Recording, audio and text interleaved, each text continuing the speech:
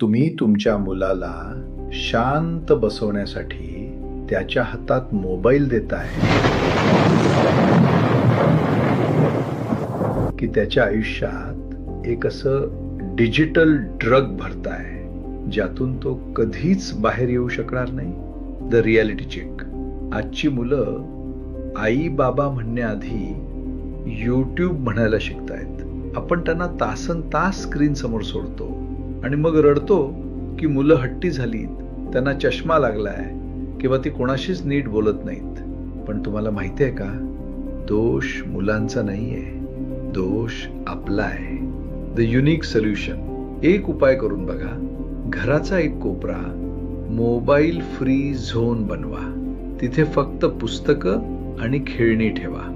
जेव्हा मुलं तुम्हाला तिथे फोन शिवाय बसलेलं बघतील तेव्हाच ती तुमच्याशी संवाद साधतील. The shocking fact.